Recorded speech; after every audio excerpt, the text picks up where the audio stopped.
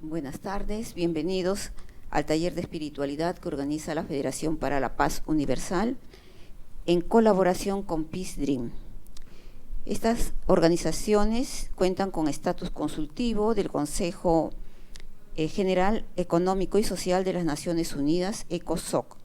La Federación para la Paz Universal está creando una red internacional que involucra la sociedad civil y privada para lograr la paz mundial. Y para ello hemos preparado un ciclo de conferencias, de coloquios, y en esta oportunidad hemos invitado al señor Ramón Garcés, quien nos va a hablar sobre sobre el estrés, la relajación emocional, sanación energética, sí. Reiki, estoy leyendo un poquito. Y el señor Ramón Garcés es coach en estrés emocional. Me gustaría saber, dentro de toda la experiencia que tiene y de los trabajos que ha tenido, ¿qué nos puede decir de sus actividades en este tema? Buenas tardes y bienvenidos a todos. Pues efectivamente, el estrés llegué a despertarme cuando en las actividades laborales y profesionales que desempeñaba observé que diferentes personas, clientes en estos casos con los que atendía habitualmente, reaccionaban de una manera diferente a situaciones similares. Unos estaban por la misma situación, algunos estaban enojados, otros estaban muy contentos, te hablaban con dulzura, otros en cambio al revés. Y entonces y esto me pasó en diferentes trabajos. Me llevó a pensar, digo, pues aquí tiene que haber algún dato que se me escapa y que yo he de estudiar. Y empecé, mientras al mismo tiempo que hacía las actividades, empecé a estudiar y a indagar y a investigar sobre este tema. Y observé que es el estrés el motivo, el detonante de todas estas situaciones. Y empecé a seguir investigando sobre el estrés hasta que, bueno, me he formado como coach de estrés en gestión emocional también y relajación, porque la relajación siempre es importante para las personas para lograr un mayor equilibrio. Y al mismo tiempo, también en sanación energética Reiki. Reiki en la modalidad RQ cuántico, que es una modalidad más amplia de las que estamos acostumbrados normalmente y abarca todas las áreas de la persona, la parte espiritual, la parte física y la parte emocional. Sí. ¿Qué me podría explicar, por ejemplo, qué es el estrés y cuáles son los factores de riesgo de esto? Bien, el estrés, según la definición de la Real Academia Española de la Lengua, es una tensión agobiante que genera multitud de padeceres a la persona. Es una definición un poco corta para mí. Yo al estrés lo defino como la transición, o sea, el esfuerzo que hace el organismo y que soporta ante una determinada situación, para controlarlo, gestionarlo y equilibrarlo. Y en algunos casos poderlo reducir, aliviar o inclusive eliminar. En cuanto a los factores de riesgo, evidentemente, si es un estrés mental, afectará, aparte de afectar a la mente, irá generando unos pensamientos con los cuales se puede llegar inclusive hasta la depresión y generar serios problemas de salud. Todos sabemos que la depresión es un tema importante y provoca un serio problema de salud. La última pregunta era después de los factores de riesgo. Los factores de riesgo y cómo saber, por ejemplo, que una persona esté estresada o que yo misma tengo estrés. Bueno, el estrés se detecta de manera inmediata cuando surge una situación y la persona se encuentra en un estado diferente. Es decir, se puede encontrar de repente angustiada por algún motivo, por alguna noticia. Hay un estrés que es muy simple y se detecta enseguida. Por ejemplo, un susto. A una persona tiene un susto o le asustas y tiene un sobresalto. pues esa reacción espontánea del organismo es estrés.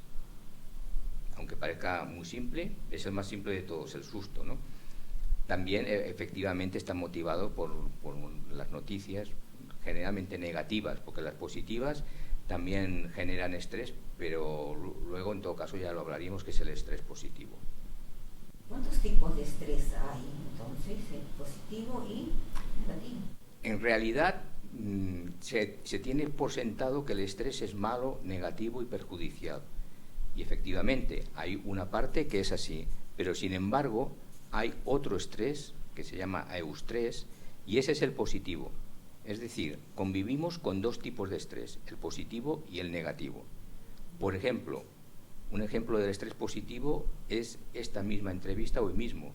La he estado preparando durante una serie de días y eso me ha generado a mí mismo un estrés, pero positivo. ¿Por qué? Porque me motiva para que esté aquí en esta reunión con todos vosotros y os pueda dar una información y unos conocimientos que os ayuden para reducir el estrés. Ese sería el positivo. Y el negativo principalmente está por pensamientos negativos que generan evidentemente luego en enfermedades. Hay dos tipos. Luego, de clases de estrés, hay diferentes clases de estrés, que esto ya lo organizaré en el taller que haré el próximo día 18.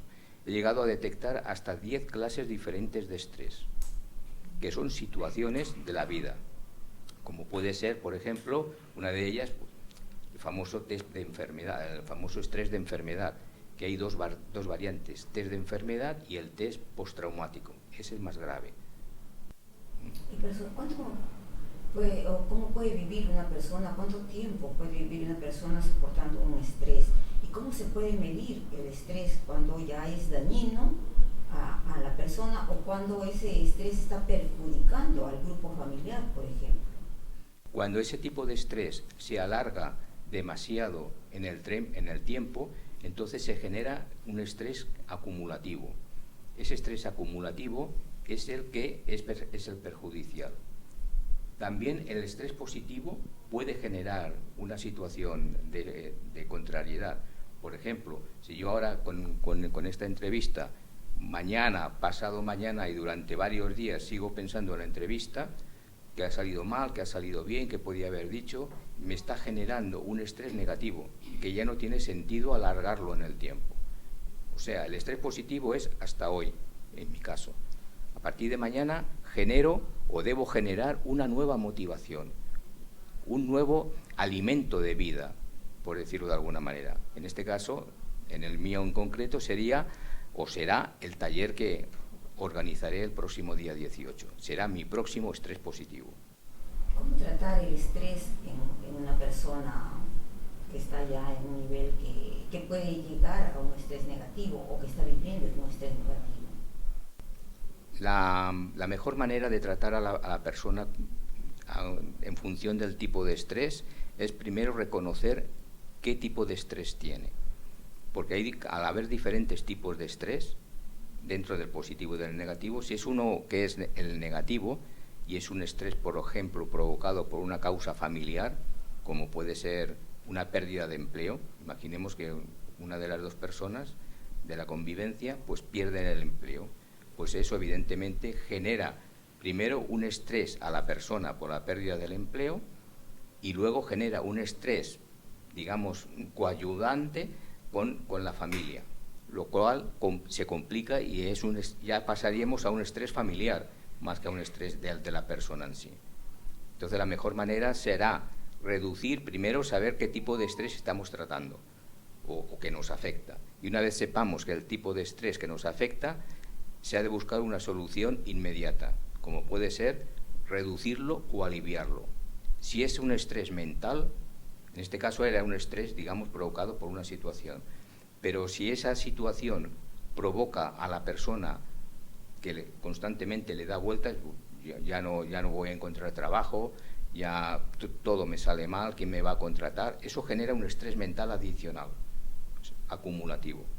Y eso es lo que hay que ir eliminándolo paulatinamente, porque si no generará en una depresión. Entonces podemos decir que el estrés es el punto de inicio para una depresión, para una ansiedad? En principio, el estrés es el inicio de todo. O sea, la situación estresante es el inicio de todo, de cualquier situación. A partir de aquí puede derivar o bien en un estado de ansiedad de la persona generada por alguna situación o dificultad, o bien pasar directamente del estrés que le genera una situación a una depresión automáticamente, como puede ser, por ejemplo, la defunción de un familiar. Hay veces personas que les cuesta soportar esa situación, no se encuentran bien mentalmente ni físicamente, y entonces ya derivan en una depresión. Han pasado del estrés directamente a la depresión.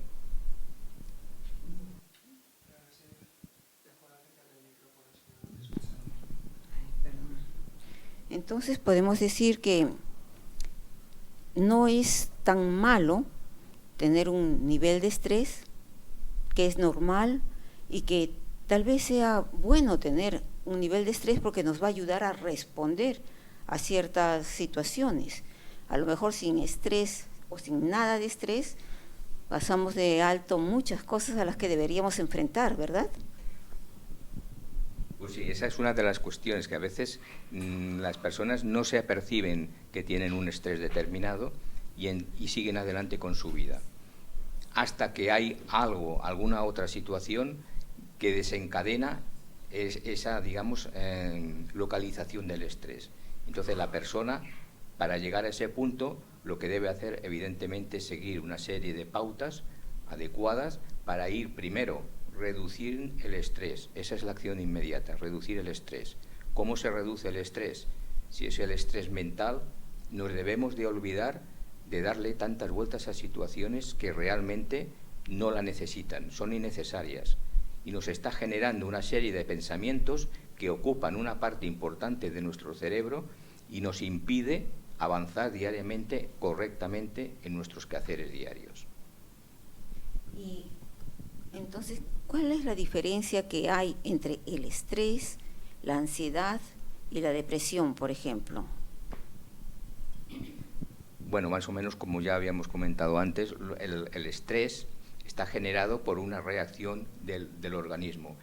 Hay en ocasiones que la reacción es automática, porque como todo en nuestro cuerpo funciona por el sistema celular, sistema nervioso. Entonces, el sistema nervioso simpático es el que reacciona automáticamente ante una situación repentina. Por ejemplo, lo que comentábamos antes, el susto, una situación repentina, y aunque no queramos, nuestro organismo reacciona automáticamente. ¿Cómo? Pues empiezas a sudar un poco más, la sangre, el cuerpo automáticamente la acelera para que vaya destinada a donde tiene que ir. Si es un dolor o un susto por la parte trasera, pues entonces las cervicales, o sea, el cuerpo reacciona automáticamente. Y sin embargo, luego, para volver al estado normal, también utiliza el sistema parasimpático, que es todo lo contrario. El cuerpo vuelve al sistema normal. Claro, después del susto piensas, bueno, si eres tú, ya vaya susto me has dado, ¿no? Y entonces ya te quedas tranquilo y te vuelves a esa relajación. O sea, el cuerpo es lo suficientemente inteligente para, en esos actos repentinos, primero reacciona despertándote y activando todo a la parte interna del sistema nervioso para que no vaya más, y automáticamente después hace como una pausa y todo vuelve a la normalidad. Cuando se llega a la ansiedad, o sea, ¿en qué nivel? ¿Cómo puedo darme cuenta que he pasado hacia la ansiedad? En el momento del estrés, cuando se pasa a la ansiedad, es un agobio de la persona que puede ser motivada por varios motivos. Cuando la persona se encuentra ansiosa por un tema determinado, como puede ser, por ejemplo, la consecución del trabajo. Esa persona que ha sido despedida o se ha quedado sin trabajo, al principio no lo nota, no notará esa ansiedad. Se va notando paulatinamente porque irá pasando el tiempo, y si esa persona no logra reinsertarse en el mercado laboral, le entrará ansiedad, agobio. Y esa ansiedad es la que luego, si todavía pasa mucho tiempo más y no la soluciona, esa ansiedad se convertirá en crónica. Y después de crónica, el siguiente paso es depresivo. ¿Cómo sé que tengo la ansiedad crónica? ¿O cómo sé que estoy a un paso de caer en una depresión? La ansiedad crónica o la hipocondríasis se sabe porque siempre es una parte mental de la persona que está siempre sometida a una situación mental determinada. Todo el día, desde que se levanta hasta que se acuesta, esa persona está con ese nivel de ansiedad por esa situación. No se la quita de la cabeza por nada del mundo. Esa situación, o sea, lo primero, ya no es, digamos, tener que ir a buscar un trabajo o enviar un currículum, no. Lo primero para esa persona es que no tiene trabajo y piensa además negativamente que no lo va a encontrar, por los motivos que sean. Entonces, esa ansiedad es cuando ya se vuelve crónica y esa ansiedad crónica, si no se trata adecuadamente, se pasará al siguiente paso, que será la depresión. No valgo para nada, no me contratan porque no sé hacer esto, porque no sé un idioma. Claro, ahora tengo tantos años, o sea, esa persona automáticamente se va destruyendo a sí misma, sobre todo en el nivel de autoestima. No siente autoestima por sí misma, se piensa que no vale para nada. Empiezan los sentimientos de tristeza, de hundimiento. Entonces ya cae en una depresión profunda. ¿Y cómo se puede ayudar a una persona que está en ese estado, que está cayendo hacia una depresión, o cómo ayudarla a salir de un estrés fuerte que la puede ayudar, que le puede degenerar en depresión? Bien, en el caso de la depresión hay diferentes grados, y entonces en función de cada grado los facultativos o los médicos pueden, o lo que hacen habitualmente es recetar algunos fármacos, ya sean tipo relajantes o estimulantes para que la persona reaccione. Eso ya es un grado grave de depresión. Al mismo tiempo hay otros factores que inciden en la ayuda a la depresión. ¿Cómo? Por las vivencias que yo, por ejemplo, he vivido con personas deprimidas, he llegado a la conclusión, inclusive he diseñado un plan de acción inmediata. ¿Qué consiste el plan de acción inmediata? Observé y me di cuenta que las personas deprimidas, si ellas consideran que están deprimidas y siguen así, se van a hundir más. Y se me ocurrió la idea de que fuera al revés, darle la vuelta, que esas personas deprimidas ayudaran a otras personas para salir de esa situación. Entonces, en este plan de acción inmediata se trata de que las personas más cercanas al deprimido se pongan de acuerdo, ya sea la pareja, ya sea el familiar, los hijos, compañeros del trabajo, vecinos, etcétera. Se pongan de acuerdo todos para que, empezando por uno de ellos, le solicite ayuda al deprimido. Claro, es una cosa no vista, ¿no? Es decir, pero ¿cómo una persona deprimida va a ayudar a alguien si no se puede sostener? Es algo que no se concibe. Pues sí, y además funciona. Lo que pasa es que hay que hacerlo por orden, sin que la persona deprimida, lógicamente, en un principio se dé cuenta. Insistirle de que hay algo en ella que te puede ayudar. Por ejemplo, a lo mejor yo voy mal de informática y voy a la persona deprimida y digo, mira, me tienes que ayudar porque es que no salgo y tengo que hacer un examen y no sé nada de Excel, ni de Word, ni nada. La persona deprimida lo primero que pensará dirá, sí, hombre, con lo mal que estoy, estoy yo para ayudarte. Y entonces la otra persona ha de insistir suavemente y decirle, mira, tú eres la única persona que me puede ayudar. Si no me ayudas, me hundo yo. Y casi con seguridad que la otra persona no le quedará más remedio, aunque sea al principio por obligación, ayudarla. Y cuando se hace esa ayuda, la otra persona entra en acción y así sucesivamente. Y a la tercera o cuarta persona que se le ayuda, se dará algo dentro de ella, de esa persona, se dará cuenta de que funciona y que poco a poco va saliendo de esa depresión y se puede ir reinsertando en la vida cotidiana o habitual. Su nivel de autoestima subirá, porque la ayuda verá que funciona. Además, las otras personas se lo van a agradecer. Con lo cual tiene que haber esa complicidad, esa ayuda entre unos y otros para sacar a esa persona deprimida de esa situación. Y se puede sacar y se debe sacar. Es como aquello de ayúdate a ti mismo como al prójimo, ¿no? Pues algo similar, ¿no? Nos tenemos que ayudar los unos a los otros. Y en el caso de los deprimidos, funciona.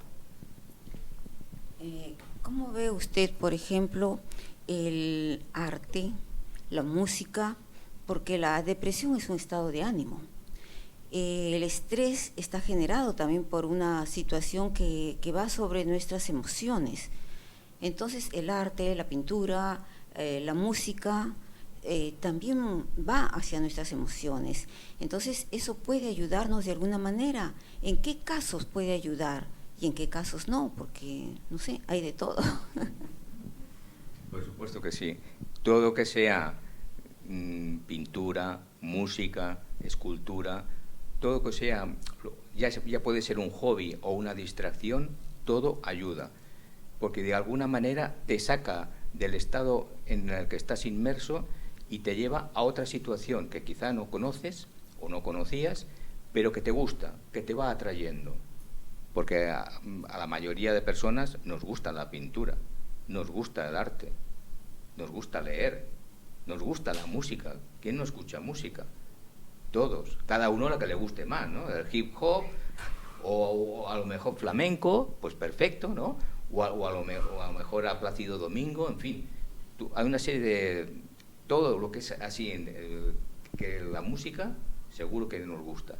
Entonces, estas situaciones, la música sobre todo tiene el poder de adentrarte a ti mismo en una emoción determinada. Si hay un tipo de música que te gusta mucho, la sentirás. Más que oírla, que también la sentirás. Entonces, cuando tengas esa sensación de oír una música que te gusta, te sentirás mejor internamente.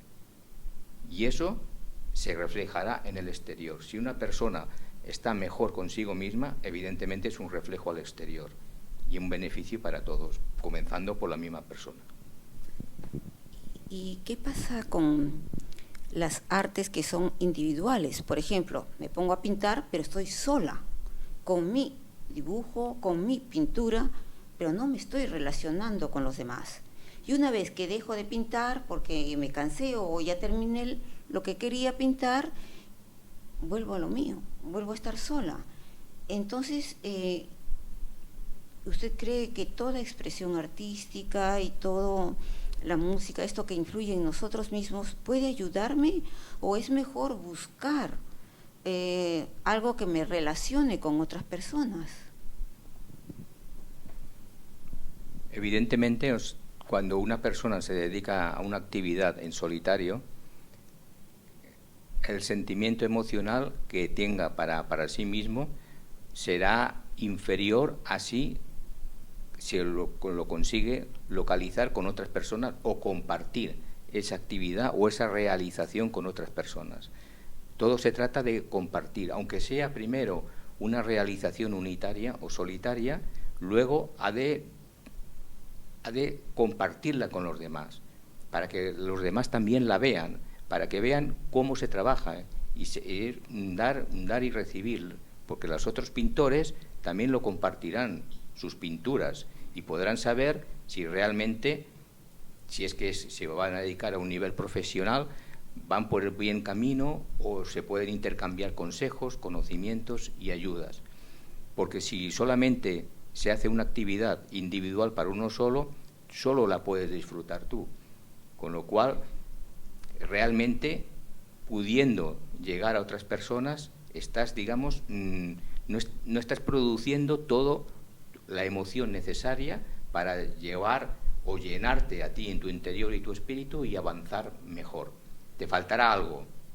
Sí, lo hago yo y es muy bonito y me queda bien porque lo digo yo. Pero compártelo con los demás, esa actividad. ¿Cómo animar para que compartan? Porque alguien que está deprimido, pues se encierra. El deprimido tiende a encerrarse en sí mismo. Entonces le va a costar poder compartir, le va a costar poderse relacionar con otras personas. ¿Y cómo poder estimular a esa persona que comparta su punto de vista, su arte o lo que esté haciendo? Pues un poco a colación a lo que había dicho antes, se trata de involucrar a otras personas que le ayuden a esa persona a que su obra o su actividad se propague. Si la otra persona está, a veces los artistas les ocurre esto, ¿no? Que hacen una obra o una gran obra y ¡pum!, parece que se hunden. Parece que se hunden, se encuentran como, entran como en el menosprecio, entran como en un estado de agitación interna que no logran salir. Entonces se necesita la ayuda de otras personas que le digan, mira, déjame este cuadro que lo voy a exponer en una galería y para que vean tu obra y a ver qué ocurre, pero tú tranquilo, ya te avisaré. Entonces, una vez esa obra se comparte con otros artistas o con otras personas, la otra persona se dice, mira, han llegado a esta situación y te van a comprar la obra o quieren que hagas otra, como antes, ¿no? Necesito tu ayuda. Se trata siempre de eso, que la otra persona ayude también, no solo haciendo, en este caso sería haciendo otra pintura. Necesito que me pintes esta fachada de aquí porque estos colores que he visto aquí tuyos son fantásticos, así que ya puedes ponerte en ello. Quedamos de acuerdo. Entonces la otra persona automáticamente lo hará porque es su actividad y está acostumbrada. Al principio pensará, bueno, otra obra de arte más, que a lo mejor cae ahí en la papelera, no, pero lo hará. Es una manera, digamos, de que la otra persona aumente su nivel de autoestima y a medida que vaya haciendo la otra obra dirá, pues estos colores, ostras, pues son diferentes, parece que me he superado a mí mismo, inclusive. O sea, su nivel de autoestima volverá a subir. Pero se necesita, como anteriormente, involucrar a otras personas, pidiéndole que haga otras cosas, o su ayuda. Si se necesita involucrar a otras personas, ¿qué me puede decir de la meditación? ¿Que es interior, es individual, ayuda a salir de este problema de estrés, de depresión? Evidentemente, la meditación ya no solo ayuda para salir de situaciones de estrés o de alivio y aliviarlas o reducirlas, sino la meditación es una situación que todo el mundo debería hacer, incluso en los colegios. Hay algunos que sí lo hacen, no sé en qué país, ahora no recuerdo, pero sí que lo hacen, un poco de meditación antes de comenzar la clase para calmar el espíritu emocional de los alumnos y que la clase sea amena y consigan no distraerse, porque el punto primordial, sobre todo ahora con el móvil, que están los chicos ahí con el móvil todo el día, no distraerse de esto o mirar la ventana si pasa una mosca, no. Entonces con ese nivel de la meditación se relaja el cuerpo, se relaja el corazón, se relaja la mente. Estamos en una especie de equilibrio y aunque sean niños, los niños lo aprenden muchísimo más rápido que los adultos y a los adultos igual. Cuando hay una situación, yo lo que recomiendo siempre es cuando hay una situación de estrés o de ansiedad, apartarnos un poco, 5 o 10 minutos, efectuar o bien una meditación dependiendo del espacio y del tiempo, o bien una especie de silencio, y ese silencio es como cuando a veces estoy alterado, pues cuenta hasta 10 y ya verás, ¿no? Pues algo similar, por poner un ejemplo, ¿no?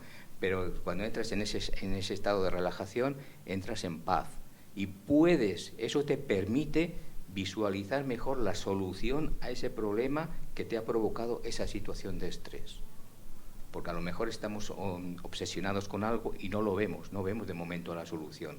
Entonces, una manera es relajarte, ¿eh? Los músculos se relajan, la mente se relaja y como no está la mente alterada por nada, entonces tienes ya vislumbra esa solución, que a lo mejor no está en tu mano, tienes que pedir ayuda a otra persona, pero la encuentras porque rompes esa situación de malestar mental para conseguir una solución, ya sea aliviando el estrés, reduciéndolo o posponiéndolo. También se puede posponer el estrés, pero ya habiendo encontrado la solución. Vale, esto la semana que viene tengo que ir allí al banco y lo soluciono, por ejemplo.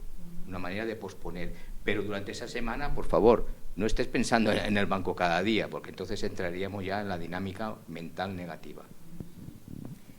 En un momento determinado ha hablado sobre la espiritualidad.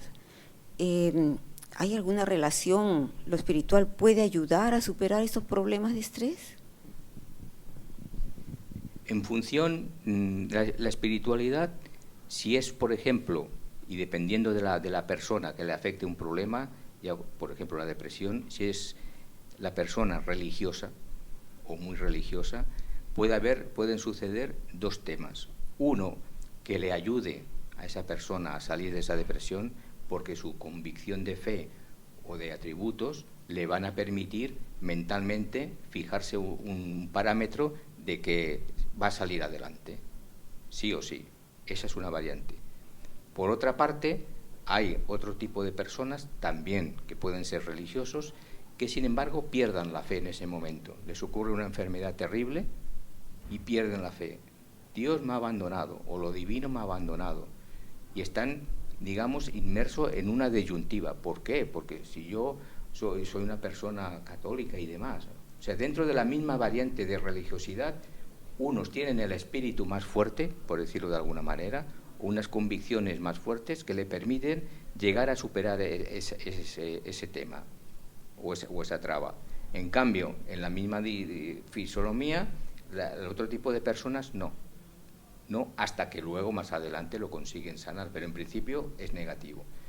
¿La espiritualidad puede solucionarlo? Sí, pero también hay el otro factor, más que religioso también, que es el espíritu. O sea, todas las personas tenemos una serie de valores morales, éticos, sociales, que nos hacen fuertes, que nos hacen el tipo de persona que somos. Esos valores, si se mantienen y son aparte de ser reales, son normales, o sea, no son negativos ni nada, ayudan también. Entonces, englobándolo todo y en general, la espiritualidad sí que puede ayudar a salir de esas situaciones. Para los enfermos de cáncer o las personas que tienen enfermedades muy fuertes y que empiezan a entrar en depresión, ya sea por los años y por la misma enfermedad, ¿qué les recomendaría a usted para que puedan salir de ese estrés a ellos y a los familiares que tienen que estar allí viendo, ayudando a un enfermo? Sí, este es un tema muy serio y muy importante de la enfermedad, sobre todo las que son graves, como tipo cáncer, ¿no? Si hay personas que tienen, yo conozco por allegados, por familiares y por entorno social, las personas que han sufrido de cáncer, unos terminal y otros no. Entonces, ¿cómo recurrir o cómo ayudar a estas personas?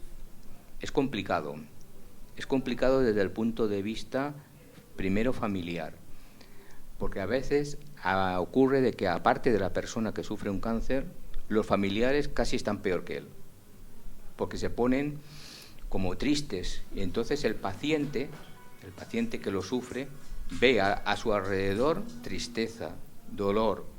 ¿Qué le genera al paciente? Más dolor, más tristeza.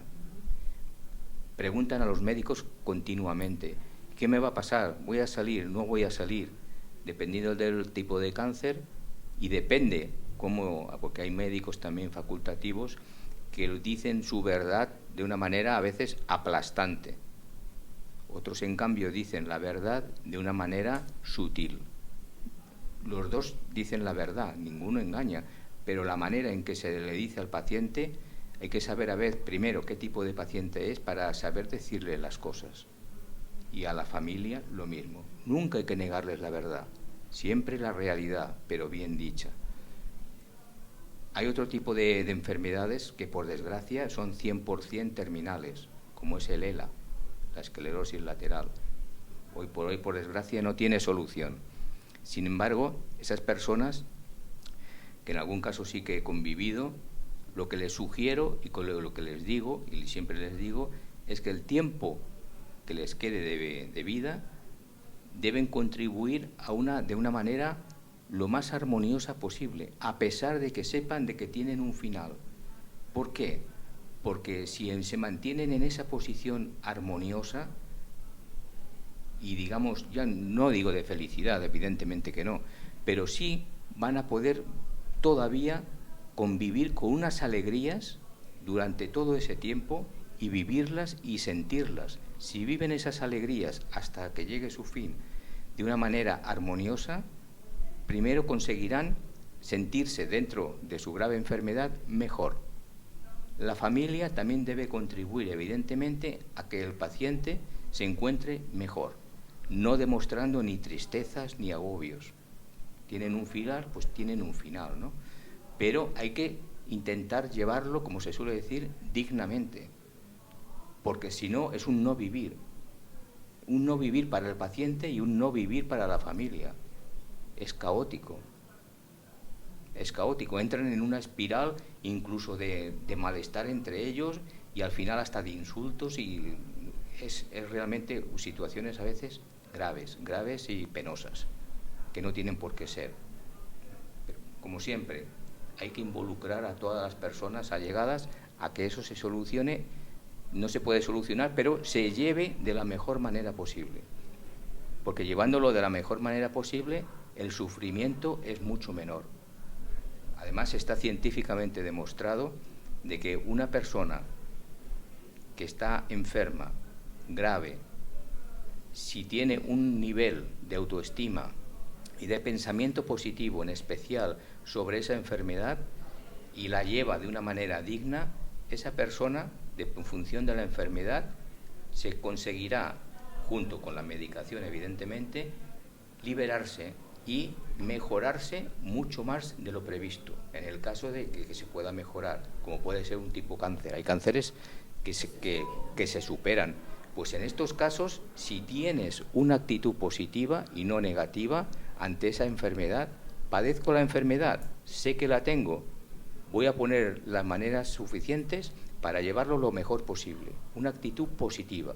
Las neuronas, las células reaccionan, está demostrado por los médicos, reaccionan positivamente, y esa enfermedad, que a lo mejor tiene un plazo de 1 año, pues se reduce a 3 meses o a 4 meses. Es algo, no es que sea increíble, porque el sistema del cuerpo humano funciona así. Y todo al revés, todo lo contrario. Si esa persona es negativa, cada día está quejándose, contagia al otro, se queja del otro, se queja de los médicos, se queja de la familia, pues en lugar de estar a lo mejor 1 año, puede que en el año digamos que se salve, pero le volverá a repetir dentro de 1 año. ¿Por qué? Porque dentro de su organismo, dentro de su mente, solo está pensándose y quejándose de todo. No hace nada por tener una, digamos, enfermedad armoniosa. Es complicado decirlo, ¿no? Pero se ha de tener, primero por el bien del paciente y luego por el bien del entorno, porque si no habrá otras personas que también van a enfermar, como en este caso no cogerán ningún cáncer, pero sí que a lo mejor se pueden deprimir. Entonces, con esto vemos que el factor psicológico es muy importante para lo del estrés, y se puede ayudar mucho a las personas teniendo en cuenta este factor. Pero el factor espiritual, ¿puede ayudar también? ¿En qué forma o cómo podríamos ayudar a alguien? Porque generalmente en los hospitales, cuando una persona está con una enfermedad fuerte, seria, siempre va un religioso, va pasando visitando, ¿no?, las camas, visitando a los pacientes. ¿Eso les puede ayudar? Bien, o sea, no está mal, no está mal que pasen religiosos y demás. Ellos, digamos, tienen su actividad y hacen su faena, y la hacen bien, algunos, por cierto, pero realmente en algunos enfermos, el ver a un religioso, si el enfermo no es religioso, lo primero que va a pensar es: vaya, ya viene aquí a darme la extrema unción. O sea, puede ser negativo. De todas formas, en general está bien siempre asesorados por, digamos, los médicos y la familia, porque como he dicho antes, ¿no?, hay que saber qué tipo de paciente es. O sea, en las enfermedades no se puede, aunque sea una enfermedad generalizada, el tipo de paciente es diferente. Hay varias personas que tienen cáncer, pero cada paciente lo lleva de una manera diferente.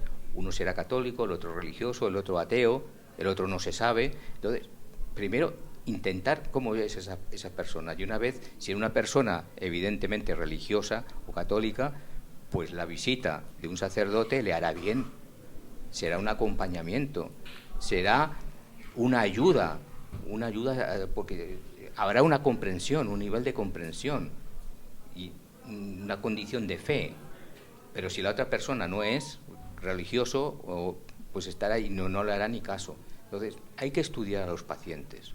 Supongo que los médicos ya lo hacen y si no lo deberían de hacer. Hay que estudiar un poco a los pacientes, que no es una enfermedad de hoy para mañana. Y una vez están allí ingresados, pues ver la posibilidad también con la familia o preguntarle incluso al mismo paciente. Se le puede preguntar, mira, ¿te importaría que viniera un sacerdote? Ah, no, yo prefiero que venga Ramón, que me da buenos consejos, ¿vale? O un amigo, en fin. Entonces, hay que respetar la voluntad del paciente dentro de unos límites, porque el paciente es el que sufre la enfermedad, no el médico, ni la familia, ni otras personas. Hay que respetar un poco también al paciente, de su evolución y de qué es lo que espera, e indicarle, hacerle indicaciones de que hay situaciones que si se van a solucionar, pues solucionalo con una sonrisa, ¿no? Solucionalo con una sonrisa. No digo que también está probado de que hay en hospitales que vienen ciertas personas y se ponen a bailar o a cantar. Eso ayuda, eso cura las neuronas de los enfermos. ¿Nos puede dar una píldora de ayuda emocional para las personas que tienen problemas de estrés, de depresión? Píldoras de fe. Una píldora de fe. Bueno, vamos a dar más de una píldora de fe. La primera píldora de fe es la empatía. La empatía. Si tú te pones en el lugar de la otra persona y ves realmente lo que está padeciendo, lo que está sufriendo o el problema por el que está atravesando, entonces será muchísimo más fácil que haya una conexión entre la otra persona y tú, teniendo empatía. La segunda píldora de fe es la comprensión.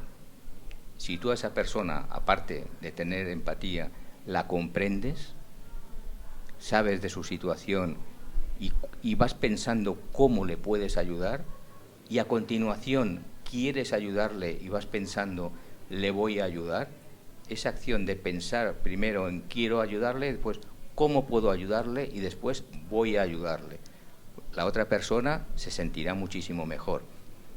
Y otra cosa, y otra píldora importante, muy importante, ya no solo a nivel del estrés o de depresión, es saber escuchar. En general no se sabe escuchar, solo se sabe oír. Unos hablan por la calle de esto, oye, una conversación, te encuentras con el vecino, le estás oyendo, pero no le estás escuchando. Hay una gran diferencia entre oír y escuchar. Cuando le escuchas a la otra persona lo que te está diciendo, es como si tú mismo estuvieras hablando con ella. O sea, la otra persona es la que te habla, pero es recíproco, lo entiendes perfectamente porque le estás escuchando. Luego puede que te interese o no lo que escuchas, y puede que le ayudes o no, pero para ayudarle has de saber escuchar a la otra persona. Si solo la oyes, te vas a perder muchas cosas y muchos detalles que no puedes conectar. O sea que una píldora de fe importante es saber escuchar. ¿Nos podría explicar mejor la diferencia entre oír y escuchar? ¿Algún ejemplo? Pues el mayor ejemplo puede ser, por ejemplo, cuando en una conversación de vecinos te encuentras un vecino en el ascensor y te empieza a explicar: sí, porque hay que arreglar la puerta de entrada y resulta de que no hay presupuesto, se lo he dicho al presidente, o sea, una forma de queja. Entonces, tú al principio, si a esa persona solo la oyes, solo vas a oír su queja, nada más. Solo vas a oír de que esa persona se está quejando por una serie de circunstancias que no tienen posiblemente mucho sentido. No le vas a hacer casi ni caso, siempre se está quejando el hombre este. Siempre está con lo mismo. En cambio, si en vez de oírlo, le escuchas lo que dice, habrás a lo mejor entre líneas interpretado de que no solamente se queja, que es cierto, de una situación de que hay que cambiar la puerta, pero a lo mejor te has olvidado de escuchar que aparte de que hay que cambiar la puerta es porque el mecanismo no funciona. Si tú solamente lo oyes, Es como si escucharas a la pared, ¿no? Porque ya sabes quién es y todo eso. Y esa parte de que él ha dicho, aunque sea en voz flojita, es que no funciona el mecanismo, hay que cambiar la puerta.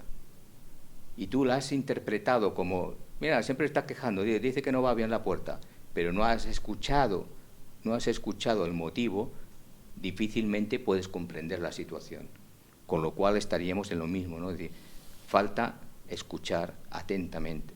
Y luego generas una decisión o una situación. O no la generas, depende. Pero si no escuchas atentamente, no tienes la potestad de saber cómo reaccionar ante esa situación, o si lo que está diciendo es cierto o no cierto. Entonces podemos decir que la diferencia está en el nivel de atención que se pone en cada caso. Y dígame, ya para ir finalizando, ¿cómo podemos ayudar a alguien que no se deja ayudar o que no quiere ser ayudado por razones X? Es complejo, es complejo, porque quien no se quiera ayudar, si el motivo es por enfermedad, ya lo habíamos comentado antes, que hay que involucrar a una serie de personas, ¿no? Para que, si aún así esa persona no se deja ayudar, no es que no se deje ayudar, es que no quiere que le ayuden. Está en un estado de deterioro importante, sobre todo mentalmente, que no quiere que le ayuden, que es diferente, porque una cosa es no querer ser ayudado, por los motivos que sean, y otra cosa es que no quieres que te ayuden nadie ni nada para nada. El segundo tipo de personas es el más complicado. Es el más complicado porque ha llegado a un punto de hundimiento moral, físico, mental, que no lo levanta ni el chiquito de la calzada, ¿no? Como se suele decir, ni con una risa, ¿no? Está muy hundido esa persona. ¿Qué sucede, por ejemplo, si esta persona no se deja ayudar porque cree que lo sabe todo, cree que lo tiene todo y cree que no lo necesita? Bien, este tipo de personas es diferente porque se le crea un ego interior, ¿eh? La persona que lo sabe todo, yo puedo con todo, ¿a mí qué me vas a explicar? Si cuando tú naciste yo ya llevaba más pisadas que yo que sé, y lo saben todo, ¿no? Ese mismo egoísmo que tienen de una sabiduría, que la pueden tener evidentemente, pero que la delatan de una manera casi humillante hacia los demás, ¿no? Yo puedo con todo, tú como diciéndote, tú eres tonto y yo soy más listo, ¿qué me vas a decir? Para ayudar a este tipo de personas es complicado porque se han de dar cuenta de su situación, primero. Han de darse cuenta de su egoísmo. Y solo se darán cuenta de su egoísmo cuando en un momento determinado de su vida, o en varios, les ocurra cierta circunstancia desagradable. Cuando entonces tengan esa sensación o les pase algo, no, por favor, no de accidente ni nada, no, ni mucho menos, pero tengan, digamos, una insatisfacción por algo, entonces su egoísmo se verá neutralizado y bajado a la mínima expresión. Y es ahí cuando esas personas se darán cuenta de que se han estado equivocando durante mucho tiempo. Luego habrá otro tema si piden perdón o no es necesario pedir perdón. Pero llegado a ese punto se darán cuenta. La respuesta a la pregunta, ¿cómo se les puede ayudar? Pues dándoles consejos no se les pueden dar porque no los van a admitir por nada del mundo. Entonces sería demostrándoles de alguna manera con nuestras acciones que están en un error, pero que a nosotros no es que nos parezca bien que estén en un error, sino que demostrarles de que están en un error y es su punto de vista y es su vida, mientras no afecte a la mía negativamente. Mientras no afecte a la mía, es su vida, es su punto de vista, puedes seguir por ese camino, pero piensa que estás en un error y te lo voy a demostrar con varias situaciones. Y entonces se le demuestra con varias situaciones de otras personas que han pasado seguramente por lo mismo y lo que luego les ha ocurrido. Entonces eso les dará que pensar, porque dirán, caramba, a Luis le pasó esto también y mira dónde está ahora. Está irreconocible. Pues si yo voy por este sendero, inclusive a nivel personal, me voy a encontrar solo. Nadie va a querer conversar ya ni siquiera conmigo. O sea, se encontrarán posiblemente en un nivel de aislamiento importante socialmente, inclusive a veces familiarmente, porque nadie querrá entrar en contacto con ellos por su manera de ser y su manera de expresar las cosas. Y eso les puede llevar a una depresión más profunda. Eso efectivamente, cuando le suceda algo, digamos, que no están habituados a llevarlo, porque ellos se piensan que lo saben todo, entonces ocurre una situación determinada, X, la que sea, y como no están acostumbrados a superarla, ni a pedir ayuda, ese es el tema, como no están acostumbrados a pedir ayuda, ni a buscar ayuda, pues entonces se van a hundir. Se van a hundir y entonces efectivamente entrarán en un estado depresivo, pero sin entrar por el estrés, directa o para abajo. Pero mientras ellos sigan manteniendo su estatus de ego y de egoísmo, pues seguirán ahí como si fueran los números uno. Luego, pues bueno, cuando la gente los va apartando, porque, claro, también habría que hablar de personas tóxicas, pero eso ya es para otros temas, ¿no?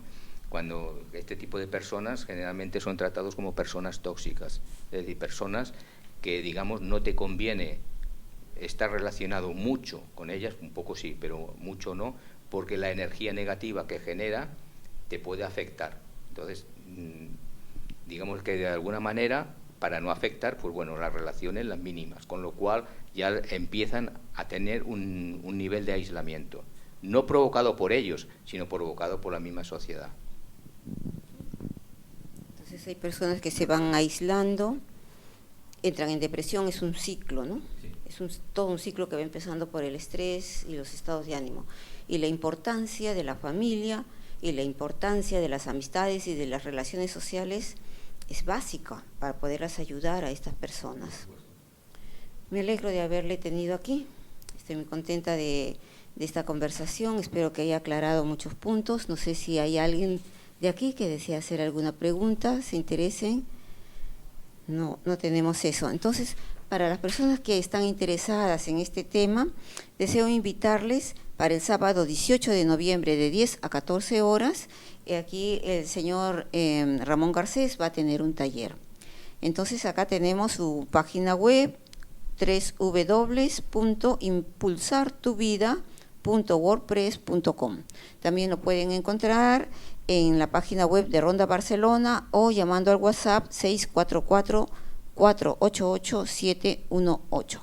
Muchas gracias por estar aquí, muchas gracias Ramón, espero tenerte en otra oportunidad para tratar otro tema tan importante para lograr la estabilidad emocional en cada uno de nosotros y ayudar un poquito a las personas que nos están oyendo. Muchas gracias y gracias a todos ustedes. Gracias.